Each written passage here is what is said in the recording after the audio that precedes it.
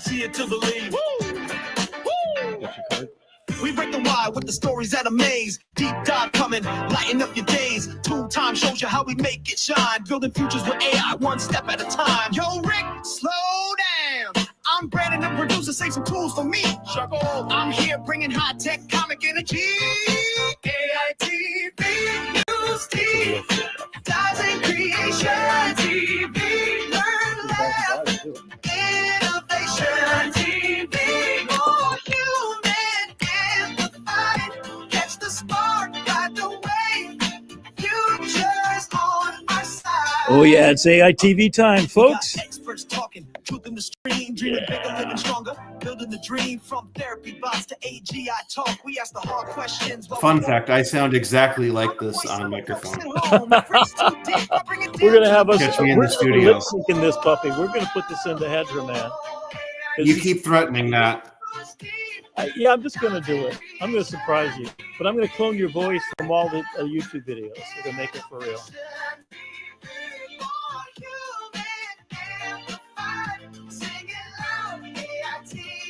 It's my favorite part. That's not what I can do for you, but what you can do with AI. We're the dangerous people who get stuff done and show you you can too. Imagine a beautiful world with you. We can make it come true. Oh, yeah, that's it. We're right here with Curious Refuge. We're in Palm Beach, Florida. And you can see Curious Refuge is just an amazing organization. So I found out about this group that's been meeting up here for, how long have you guys been doing this? What, about 8 months now, maybe? Yeah. So Chris, you want to introduce yourself here? Sure. My name is Chris Vallone, and been a filmmaker for 25 years. Got my own little production company called Vallone Works. That's just me, really. There's no crew. But I reached out to Curious to set up these meetups every month. So yeah, so we want to do it. I want to take it back down to Fort Lauderdale because it's an hour and a half up here. But I'm going to come up here because I want to support people and groups like this that are just curious, right? Curious Refuge is a place for people that are making AI films, and they are a world-class organization. All right, so it's founded by Caleb and Shelby Ward. They just had a new child, and they're the world's biggest AI film making school that empowers creators worldwide. And you can see with thousands of students in over 170 countries, they offer courses, global contests, and industry-leading workshops. Notably, Curious Refuge was acquired by Promise Studios in 2025. Yep, this year, expanding opportunities for aspiring storytellers and deepening their commitment to innovation, education, and community in the generative AI creative field. Here's all their links right here. And of course, you just got to go by. This is how I first got introduced. This is a little film they made when Oppenheimer came out. We are in a race against the Nazis. And Barbie came out. And I know what it means if the Nazis have the bomb. She's a scientist, and I hear she's the best. Good. She's also a doctor. Excellent. She's also a flight attendant, an astronaut, Marine Corps medic, paleontologist, veterinarian, and 3-time Olympic gold medalist. It still works.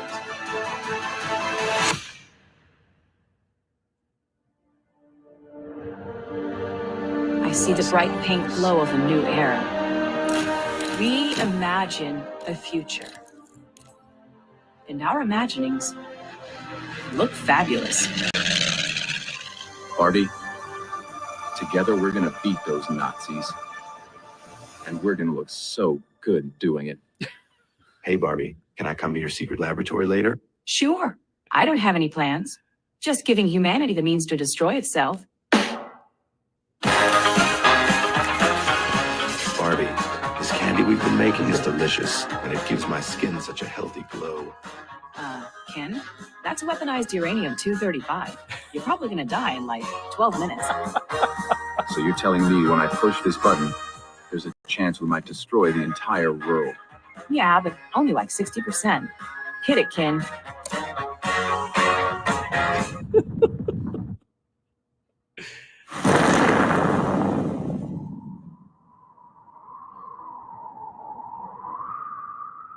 Starring me as Barbie, Ryan Gosling as Ken, Matt Damon as Lieutenant General Leslie Groves, Will Ferrell as the President, and Kip. Sit. Yo, how do you say that? Okay, so this is Curious Refuge's website. And you can see every day they're just putting out new content all the time. And it has been crazy. I mean, these little, YouTube shorts you can see are always this way. It always says like dethroned and crazy, and because it's really that much, right? So Chris, tell us a little bit about your background in filmmaking. So you used to make films before AI was a thing, right? Yeah, so I was doing live action stuff, live action films I was doing in the early 2000s. I went to school for art. I got a bachelor's of fine arts, grew up on Looney Tunes cartoons, wanted to be an animator. And when I got out, I basically said, all right, you know what? I do like making movies as well. My dad always gave me a little video camera to roam around the house with, and I used to always film the family. So I thought maybe I was an artist. So, all right, let me grab a camera. And I started making my own stuff. I did about 10 films all on my own. I wrote, directed, shot, produced my own live action. What were you films. shooting on at the time? Like little 8mm or something? Mini DV tape. So I had the Sony VX2000. If you look that up on Google, you'll see what that camera was all about. That was the DV That revolution. was probably my third camera. DV revolution. And remember that was the Betamax with the giant hard drive? Yeah, the tape deck. But that was the revolution at the time, just like the way AI is a revolution now. Back then, that was like, holy cow, I don't have to shoot on film. I can shoot on this, and it's giving me great quality. So, but doing that, and but then after 10 years of doing that, I said, all right, living in New York, I'm like, I gotta start making some money. I'm a starving artist here. Right. So I started my own business, and I've been doing that for 20 years still. But I combine my filmmaking talent with the business. Okay. And now that So AI what's your day job? It is. I restore the vintage Volkswagen Beetle. Oh wow! Yeah. I had one of those. I had the convertible. Yeah. Classic VW bugs. That's my business. Yep. That's it. Very cool.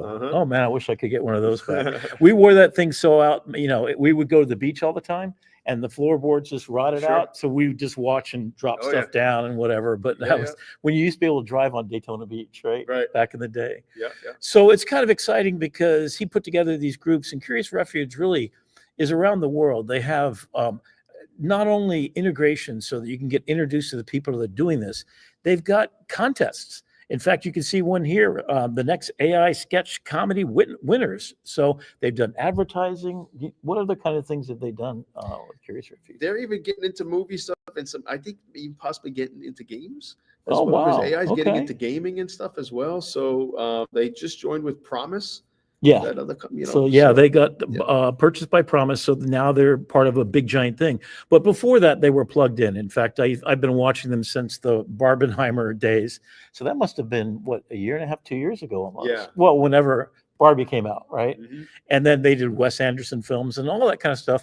And you could see the evolution from that to what they're doing now. In fact, Chris just showed us a film he's working on that was just outstanding. And he's looking at it because how long ago did you actually make it? The recent one I just showed you? So that's a few months ago I finished it. It was about, took me 4 months to make. It's 15 minutes short. Okay. Yeah. So 4 months ago, and he's looking at it and thinking, oh my God, if I had today's tools, how could I redo it, right? Yeah, that's how fast, So he's going to use it as a storyboard so he can launch his career into doing a little bit more of this and maybe quit his day job, although I think restoring Volkswagens is a pretty cool thing to do. Yeah. So couple of things we were going to talk about tonight, and we maybe cut short just a tiny bit, but Nano Banana. So what can you tell me about what is Nano Banana and why should I have you tried it out? I have not tried it yet. Oh, no, okay. It is just, it's supposedly it's a great image generator, top of the line, where you can literally bring in an image and you just tell it what you want to change and it changes it. And the prompt adherence to it is very, very good. I haven't worked with it myself, but I've been using Flux Context, which is similar. Yeah. They definitely say it's ranked better than Flux Context. So there's more or less 2 or 3 ways that most filmmakers start. Many of the video applications, you start with a nice image that you generate mid-journey, and then you animate it on top of that. And then ChatGPT got eyeballs. That's what I call it, the hold my beer moment. When all of a sudden you could tell it what you wanted, and it has all knowledge about a human heart pulsing, for example. And you could say, make it a human heart made out of flesh and make it do this. And so you've made this film that's what was the filmmaker that you're talking to about? Robert Rodriguez. Okay. Yeah. So his films are classic, Desperado, all those great classics. And it has the feel of that.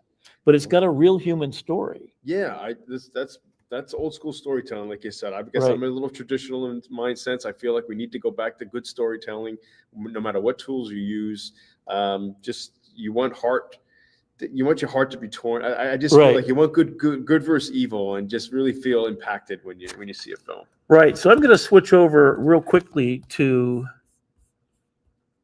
I think I have it up here. I was working in, nope, not there. Oh, this is something I did in Mid-Journey yesterday. So I've been working on this giant mural, 64 foot long. It's going to be put in Coconut Creek, hopefully, if we win this thing. But I took each of the animals from the Everglades, and in Mid-Journey, all I've been doing for the last bunch of weeks and months is taking these animals and generating them. So here we've got a crocodile, we've got a manatee. So I started with a still picture, and then I come in Mid-Journey, and then I've got this thing, moving and animating. Are you using the Mid-Journey animation or somebody else's? Mid-Journey's animation, so it's all within this.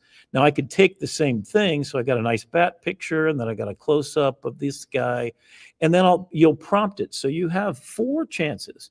So you prompt it by saying, hey, let's just extend this auto video.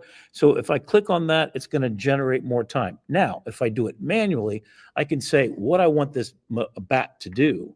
So I'm just going to tap on my key, have the bat eating the mosquito. It looks like my audio is not working here. Let's see. Because you're also. Okay. The bat swallows the mosquito and then flies up into the sky. The moon comes closer in the background. Panoramic view going around the bat and close up on his face. Okay, so manually doing that, I've got 4 chances. So I have the ability to say at the first 4 seconds, do this, the second 4 seconds, do this, and then third and fourth. So what you can end up with is an amazing, let me go find some video that I did a long time ago, because I've been doing this a lot lately. Oh, here's one. So there is an osprey. There it captures a fish. So this is 2 sets of renders. And then I could keep going, and then I could say it eats the fish, or it drops the fish, or the fish floats around, right? So obviously to make a film, it's got to be a lot more than that. How are we doing, Brandon? Yeah, we're good. I just it blows my mind. Rick, nice to meet you. I'm up in Cleveland, so I didn't have a chance to come down and see the talk live. But Rick tells me good things, and I'm just amazed how the technology has evolved so quickly, and I can't imagine from Curious Refuge what it means for you guys and how you're staying on that cutting edge. Yeah, well, he's one of the affiliates, so he got a hold of Curious Refuge, and what they're trying to do is get themselves all over. So occasionally Caleb has come down and been here before, right? No, not yet. No. Oh, Not yet. okay. They're looking about it. I think we need to get him down here. I think we need to get a most- couple more 100 people in here, and then we'll get it going, right? I've been in communication with them, and at least they said like we have the most active group in the world, I think, with their meetups. Oh, okay. So he's hoping to maybe do something. Maybe they'll come down here one day. Who knows? They have like 4 or 5 different course processes you can go through. Yeah. Mhm. And so they've got these pre-made kind of situations where they educate you about everything, but they're ongoing. I mean, so here's the story from my book called Imagine. So in Imagine, let me switch on over. I'm going to show you something really crazy. So this is Nana Banana. We have some more to talk about right after this. And here is some of the stuff from Curious Refuge. They actually have this great popular movement vocabulary. So if you're in Mid-Journey and you want to make it tilt, pan, zoom in, zoom out, this is a free download. So if you go to Curious Refuge and you look in their notes for each video, this one I picked up because I really need to know what's the right word, right? So I didn't know truck left and, do this. So I actually fed this into ChatGPT, and I had it made visuals for me. So I knew what the camera movement looked like on a, pedestal down and then a crane shot, etc. So if you want to get it. So up there, they're showing off every new tool. So if you want to learn this for yourself, I think Curious Refuge is a great place to start because it's always the latest tools. They're always click and do something exciting. Enter the contest. So you've entered some of the contests? Yep, their And- horror contest last year. The horror contest. Yep, yep. What other contests have they The had girl that did the, you? the comedy contest that was here last time. Yeah, they had a comedy contest just recently. The one that's ending today, I think. Oh, they- okay, Yep. okay. The I skit can't comedy. wait to see. Do they have them archived somewhere so you can go take a look at these? I'm pretty sure if you go on their YouTube channel, I'm sure they have it all. Yeah. So that's definitely worth checking out. So I'm going to switch on over because there's something I wanted to. You think your picture is rendered yet? Oh yeah. Over Midjourney? Let's go In see how it fact, what turned I'm out. going to do is I'm going to go over to PowerPoint and switch my slideshow because where is it? Here we go. So here's just a little bit of what I've done in Midjourney, just to give you an idea of what it's capable of. Yeah.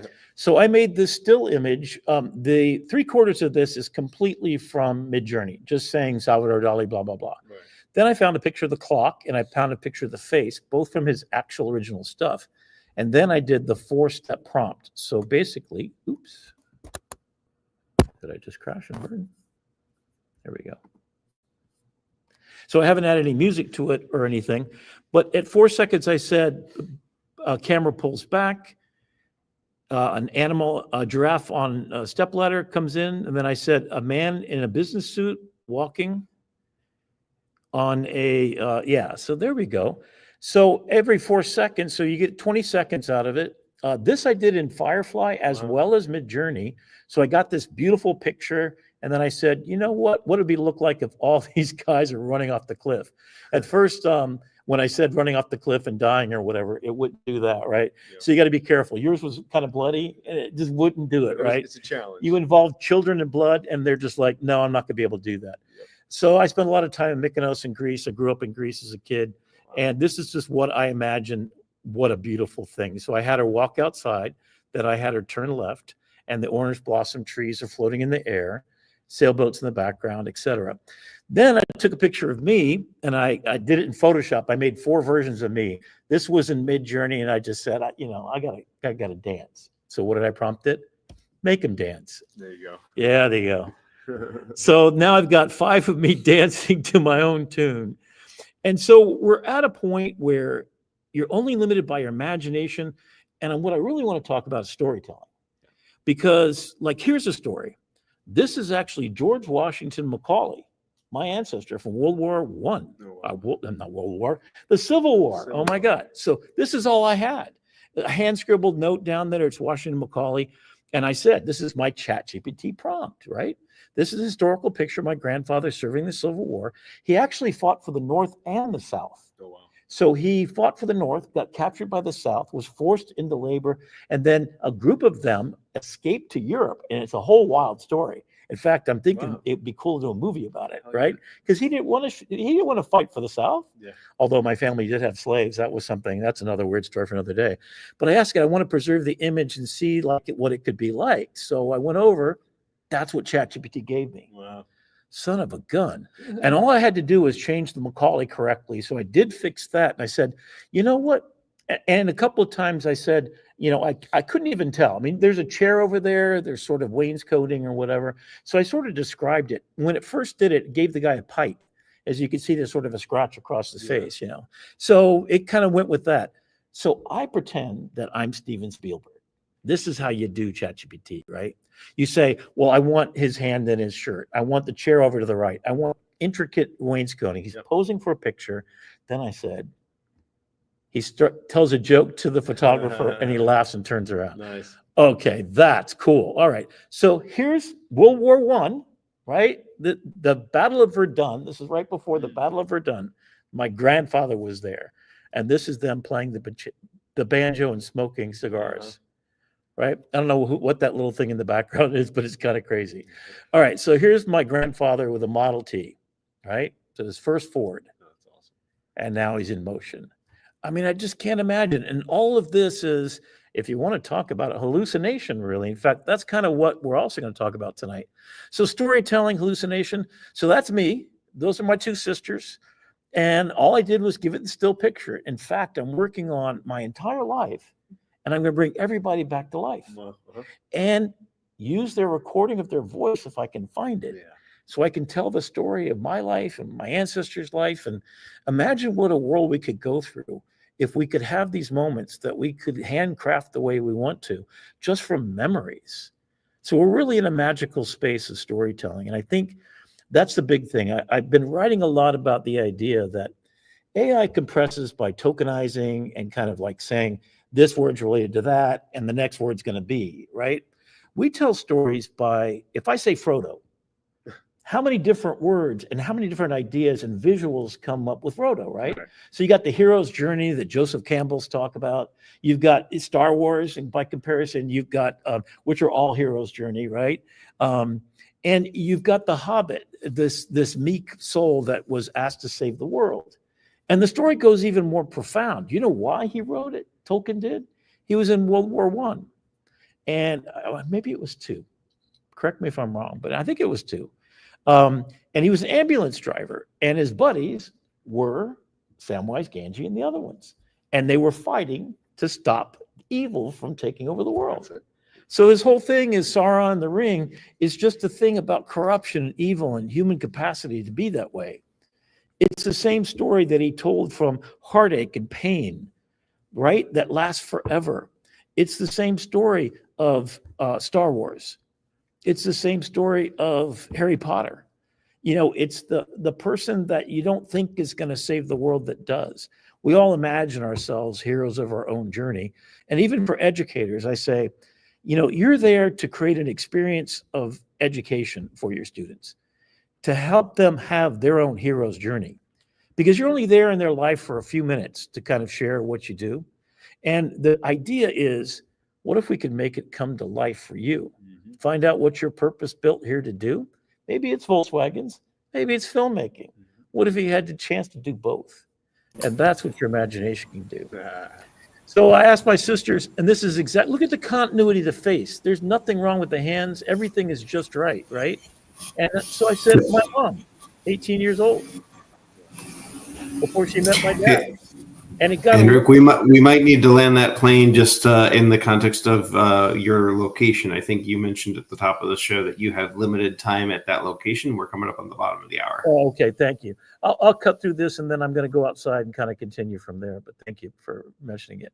Then I got my dad, and then I got my mom and my dad on their wedding day. Nice. And I remember my mom just moving like that, right? And she passed away and had Alzheimer's for the last 7 years of her life, didn't know who I was. In fact, she imagined that I was my dad. So after about 2 years of dealing with this, and I would show him 50 pictures, you know, so this is my dad in Alaska, 1954. He installed the nuclear weapons that defended the United States against the Russians before it was a state.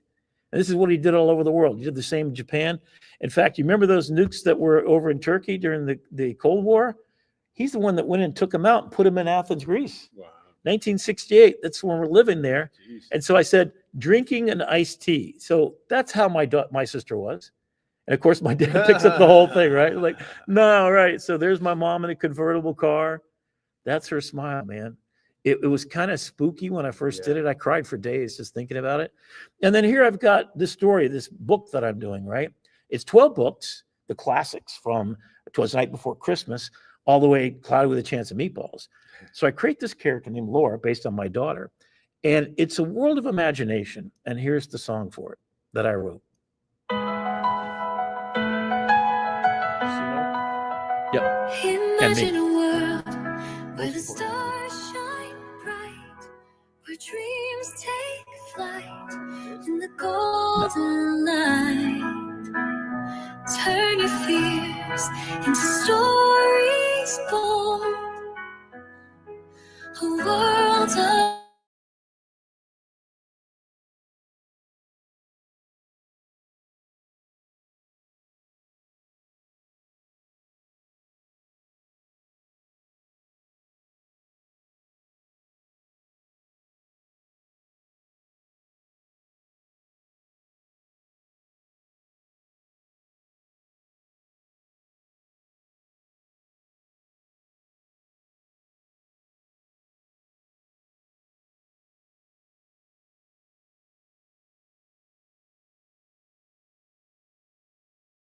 down to the bone.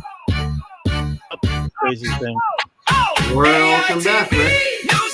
Hey, here we go, Brandon. Thank you, man. Hang on one second. I've just been jamming out to this song for a little bit.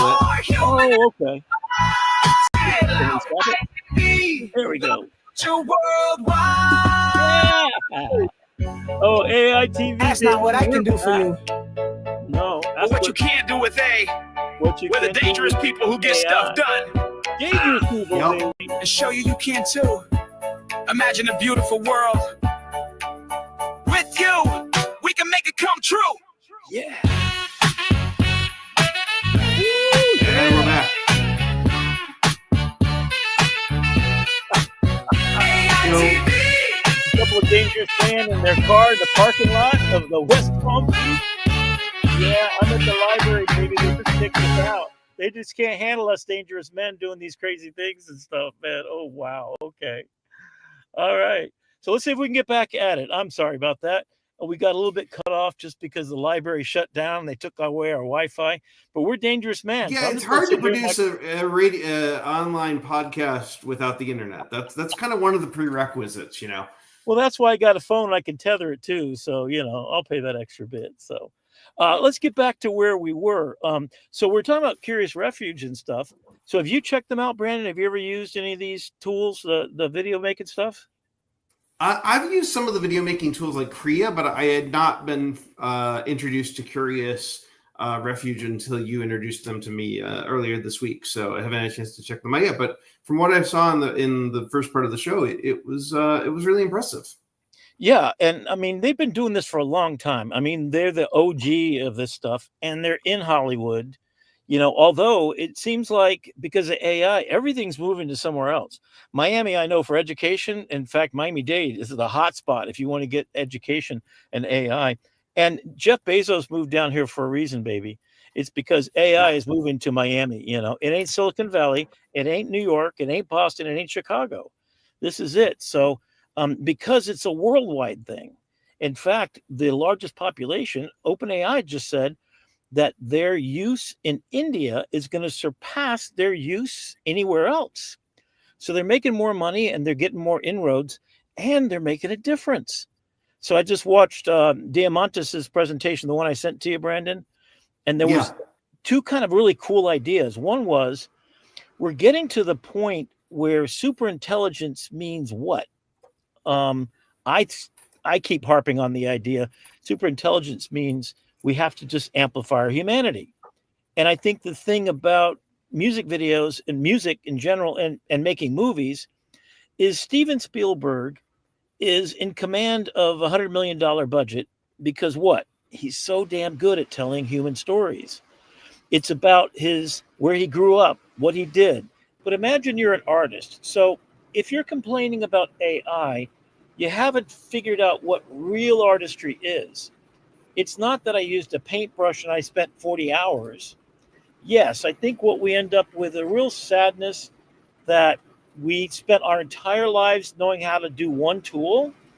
Like if you learned all your life how to play the violin and then the violin went away, yeah, that would kind of suck. And then you've got, but your mindset needs to change. And the Steven Spielberg moment is what I like to do. Because think of the films he made. Everything from Jaws to E.T., to Saving Private Ryan. I mean, you know, Schindler's List. These are all just extremely human. He's like an ultra human. That's why he's. And you really have to become the Tom Hanks of the world, where you have to be able to be adapting to whatever the situation is that you find yourself in, whether you're playing Forrest Gump or Captain Sully. You have to be able to be adaptable to the environment that you find yourself in. And at the end of the day, you know, some of these tools, I know I've met creatives where they said, you know, we asked them, what's your inspiration for coming up with these stories? And they said, these stories have been locked in my head since I was a kid, and I never had the vehicle and I never had the skill set to be able to release them to the world. And ChatGPT is an amplifier, and AI creativity is an amplifier for the ideas that are human origin that are in their head. That's it. And then you've got this idea of AI is tokenization. So it's guessing the next word. has a real good time in mimicking things. And then when people were talking about VIA when it first came out, and I think there's sort of a ChatGPT moment where ChatGPT was able to put words together in ways that felt like very human sounding, but it's still mimicry. Mm-hmm. And so I asked it, tell me about your first kiss. And of course, it never had a first kiss, so it really can't describe it. And I said, do it like Shakespeare would do it. Do it like a country western singer would do it. And so it can mimic really, really good. Still, it sounds wrong. In fact, one time I gave it a prompt. I was talking about how humans have blood, sweat, and tears in the game, and that they know the first kiss and the last goodbye. And then I said, make a beautiful poem out of that. And it left out the part blood, sweat, and tears. I've said, that's the whole freaking point. But the thing is, it only knew how to mimic what a human would say. It didn't know that that was the whole point of the thing. So then I had to instruct it how to be more human, right? They do say imitation is the sincerest form of flattery. And I think that's what's so alluring to these, is that they learn to sound like us over time. And at some point, we're going to cross that Rubicon and cross that threshold where it really doesn't matter if it's and mimicking us or if it's really conscious or really really having independent thoughts. If it does a good enough job of tricking us into thinking it, our brains are very hardwired to believe what the eyes see and the ears see. And so if you have the ability to have that in the world where you enter into a 3D world or into a simulated world with what Google is doing now with world rendering in real time, it doesn't take much to trick the brain into thinking that this is your new reality. You just kind of accept it. Anybody who's spent any time with the Oculus headset on their head knows how easy it is to forget that you're in your basement and you walk into a wall because you're like, oh, wait, I'm not actually on the beach. That's it. You know, in fact, this really got me deep thinking. And so that's kind of the topic for tonight's show. So I watch Matt Wolf all the time. In fact, if you just want to be entertained, he's my lighthearted guy. He's not a great artist. He's just a nice guy that you want to hang out with. In fact, I want to buy him a beer. When we get famous, we got to sit down. We got to go out and see him for sure. But he sat down with the CEO of Microsoft's AI, Mustafa Suleyman. And he had this long conversation. So here's who Suleyman is, right? He's like the man. He's like the original. He's like DeepMind and all that stuff. So he's like the original kind of guy in this area. So he started talking about this idea of the word hallucinations. So when you think, Brandon, about hallucinations, if you were a teacher at school, what would you think of the word hallucination? Back in the day, I would think about imagination and creativity, but it takes on a different context now. Well, yeah. So, and I posted this post and you can kind of see what it is. So I looked at Shakespeare. He invented, I don't know, somewhere around 500 new words and phrases that never exist in the human language. Why did he do that, right? He did it because there wasn't a word to describe the things he had in his head. So imagine that you're an AI filmmaker. Well, let's extrapolate this a little bit further. And you want to create worlds and ideas that are inside your head that are dreams. Now you can actually manifest them. So, you know, if you take Quentin Tarantino, he's got a mind like nobody else's, right? He knows, he listens to 1950s music all the time and 60s and stuff like that. And he goes to Japan and he finds some record and he turns it into part of his movie, right? He's a human being that's so weirdly human. It's like he's on a mushroom trip, you know? So hallucination is the number one reason why college professors and K through 12 educators tell me when I go speak about, hey, you got to prep the world for tomorrow. I said, your responsibility as an educator is to get them prepared for their world. You wouldn't take away their phone today. You wouldn't take away the internet and say, you can't use your phone, you can't use the internet, and you can never use it for the rest of your life. They're never going to get a job where they don't have to use those tools that we now have. You can't undo it. And we're way past the undoing part of this. Now, we had 20 years to sort of like get our brain around this idea, right? So here's another version of the same hallucination. So I took that illustration that I did there in ChatGPT, and I said, and this is what Suleiman said. He said, like Suleiman at Microsoft says, it's the essence of creativity. So if we take the word hallucination, that means it's making up something. Okay, if you're a teacher and it makes up that the Civil War started in 1920, you're really messed up. If you're a lawyer and you're appearing in front of a judge, that actually happened. He got disbarred, right? Because he didn't fact check. So, but it so happens we've gotten to a point we've engineered probably to the, at a certain point, we were 40% of everything you came out of ChatGPT was a hallucination. Now, if I'm working on a creative film or creative storytelling, I love that. To me, it's like a mushroom trip, right? If on the fact you're a precision. Not that you would know what that's about. Right. No, I would know nothing about that. The 60s were pretty good to me, but I was only 10, so I wasn't quite there. But so if we go from the extreme, so hallucination is a word that's extremely important if you're a lawyer, if you're a doctor. But you know how there's a temperature setting? What does the temperature setting do in Gemini? I noticed they brought that back where you could change the temperature. What is that? Yeah, so temperature is basically just creativity and how much hallucination you would allow the model to have. There you go. So what is reasoning? So if we extrapolate now, so 3 years ago, I would say, hey, in the schools, especially K through 12, you don't need to even be using this at all unless you use it behind the scenes to grade papers quicker or to do some task you have. You want to make an outline better. You want to help it. Ideation is what I use it for. How do I teach this class on exposure triangle for photography again without boring myself to death? And then I'll actually do a presentation. Well, I'll record everything I say in my normal class, make it better. Give me a tight 20 that I can explain this, and then find me 5 YouTube videos that explain shutter speed, aperture, and ISO, the 3 components. So then the student gets back, and then I say, put it in Spanish. All right, so there's my student in Spanish who's struggling with English a little bit, didn't understand what I said. So I've got all my notes. In fact, I always turn on my phone. I just hit record on my Apple. I copy and paste the notes into ChatGPT right afterwards. Within 5 minutes, I put it on the OneDrive, and they have handwritten notes that are they're better than I said it, right? Because I go ahead for anybody that's on the Android side of the coin, we do have a recorder app. I think it's a Pixel exclusive right now from Google, but we have a recorder app that it does the same thing. It records notes in the background. But I noticed today for the first time that it's giving you the ability to take the audio and transcript from that recording and inject it directly into Notebook LM.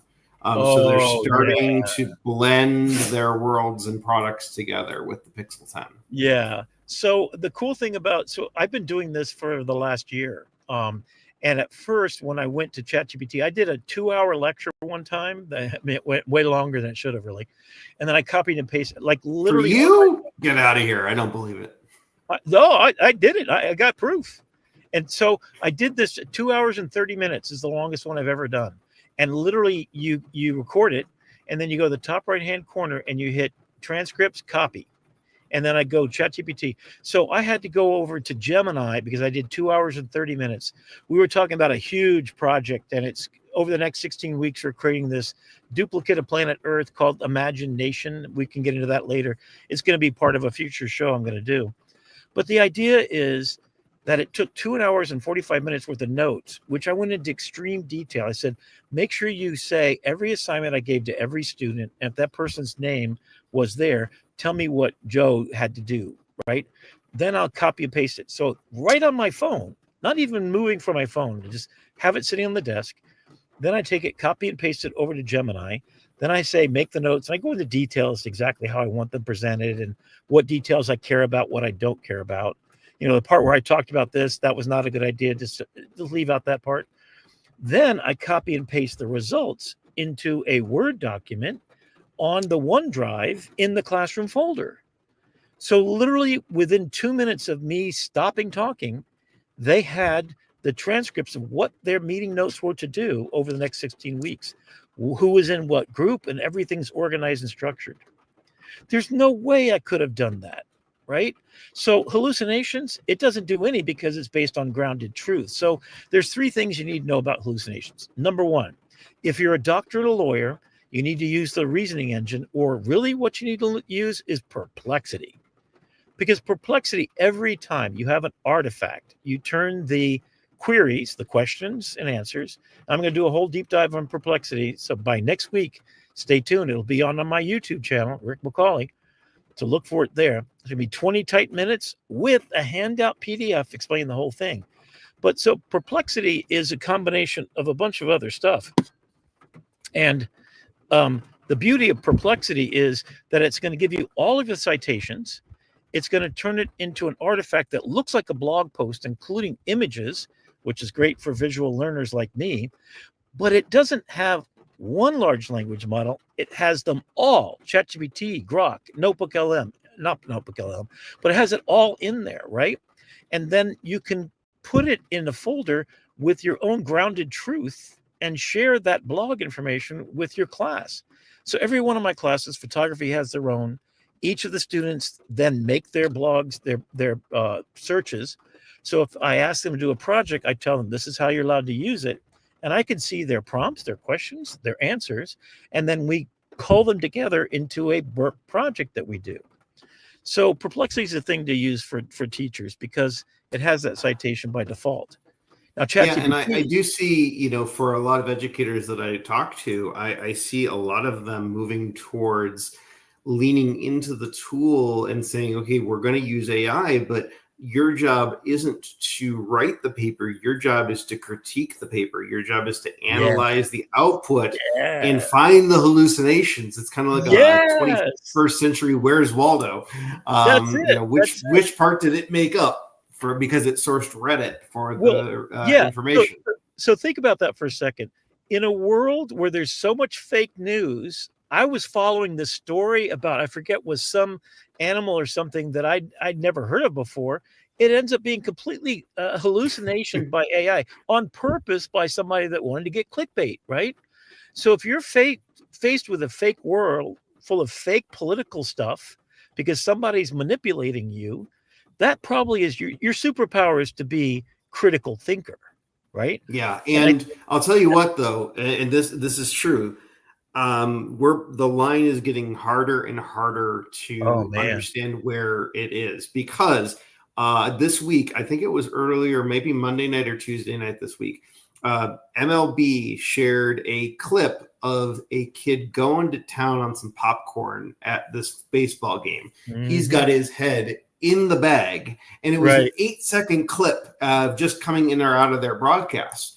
And there were a number of people who were absolutely convinced, because of the quality and the angle and the duration, that it was AI generated. But then we were looking at, from multiple sources. I'm like, this is the MLB. They have no, need to do this. Reason to make it an AI hallucination. You've got the crowd there. You've got the videographers there. Yeah, but think we're about at that point now where people were like, can you tell? Is this AI?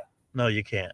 Now, here you can tell. In fact, I think one of the reasons why ChatGPT's images aren't photorealistic is because this looks like a drawing. So there's no confusing that this is not William Shakespeare, nor is this Quentin Tarantino. But it's good enough that they can use it as an illustration and they stay out of trouble, right? I think some of the other ones are a little bit more photorealistic. But anyway, getting back to the hallucinations. So you have to understand what it means and that critical thinking. So now reasoning it's fact-checking itself. So what I actually do is I say, in fact, I'll take one large language model like ChatGPT, and I'll say, it looks like these references are wrong, and I'll take it as a PDF, hand it off, or copy and paste it over to Gemini. Can you fact check each one of these references? Tell me which ones are wrong, and then correct them to the closest nearest neighbor. Boom, there you go. So keep passing it around. And then, so reasoning says it has a part of it that fact checks itself. So if you actually say to ChatGPT, spend a long time, you put it in deep reasoning mode, do research this topic, and then you also go back, and I think you should always go back and do it again. I call this stacking your large language models. So if you're using different large language models to fact check, now, what Perplexity has, it's got 7 large language models, It chooses. I found the clip, by the way. You got to check this out. Okay. So this is an actual video from MLB, and just watch and see how people thought this might have been AI. Yeah. I mean, you can't really tell. You know, I guess with Coors Light, but just the motion and the way he angles his face and the shadows, the way the popcorn. And it's cute as hell, right? Dude's having the time of his life. I mean, don't get me wrong. But can you find the picture of the little girl in a rowboat with a little puppy dog? Can you find? Oh that yeah. One? You know what I'm talking about? So this was the one that everyone on Facebook thought was real. Oh my God. I mean, I'm a photojournalist and I started crying. This little girl, oh my God. And I said, wait a minute, she's way too cute. And that dog's just right. I've been in rowboats when people are getting rescued for their house. They ain't crying. They're just scared to death. So the expression was wrong, right? And how do I know that? Because pump to get in the chat, watch the video. Okay. Yeah. So if you can find, I think that'd be kind of cool. And there's a bunch like that. I've got it right up here. I'm just going to share it. We'll have to do another. I'm going to spend, I think one of our future episodes is going to be just about education, but to kind of land the plane on the idea of hallucination. There it is. Right. So that's crazy. Now, what got me is the strands of hair and the skin's a little smooth and the wet dog on the left-hand side. So as a I've actually been called into the veracity of photographs. I've been an expert witness at trials. They had a photograph. I can't really get into the details of what the situation was, but I had to say it was a fake photograph and not a real one, that it had been manipulated in Photoshop. And there's techniques, and actually we'll spend a whole day, I think, on just that topic, because I've become kind of a pretty good expert. And there's now software that looks for pixel patterning that can tell if something's AI instantly, because they're using it in evidence in police situations. Because now what are you going to do with, is it a fake video where they just matched it up? And if you can use Nano Banana to put, me in the crime scene, it's going to be hard to disprove it, except there is, of course, for all good, there's evil. And for all evil, there's somebody with good intention that does the hard work. That's what I call the dangerous people. That's what let's talk about that Nano Banana for a minute, because for those of you who don't know, who have not kept up with AI this week, on Tuesday, Gemini and Google announced Nano Banana. It is their latest image model, and it has just blown away all the benchmarks. You won't find Nano Banana actually in Gemini because they stubbornly will revert back to their naming conventions of 2.5 Flash, which is the official model. I think they should have stuck with Nano Banana. I'm a big fan of the Android days where it was Android Lollipop and Android Ice Cream.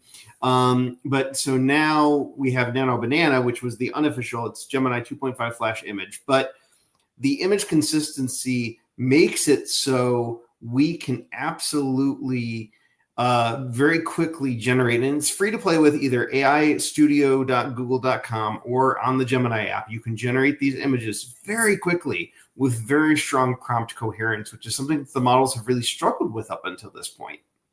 And we're entering a new world where we're editing photos just by prompting. Okay. You did these in Nano Banana. Yes. And two things, right? Wow. So my three things I had to do. So today I decided to upload a different picture, because the original AI Tool Time one that I made, that we'll see the animation in a minute, wasn't this, it was okay. So I uploaded a new picture and I had it do perplexity made out of wood, right? Then I went and found, actually I screenshotted in the top of the screen here. I screenshotted ideogram and I did a Mid-Journey. Actually, I didn't do that one yet, but so I screenshot it and I said, take this picture, change nothing but the piece of wood in front and put in the Gemini logo. Wow. So the first time it did it, so I basically did a screenshot of a really tiny Gemini logo, and the logo was in color. So first it gave me the piece of wood. That's what I was looking for, the whole thread, because this took a while. And then it was lower resolution. So the first one I did, I had up-resed over in Crea. So Perplexity. So my face was high res. So then I went over ideogram. So I'm doing 20 minutes on each one of these topics. And next, what I hope to do is animate it so this falls out of the sky and then settles on the desk in a cloud of dust, as if I just dropped it from the ceiling, right? And then we'll have the music play over it. So there's Notebook LM.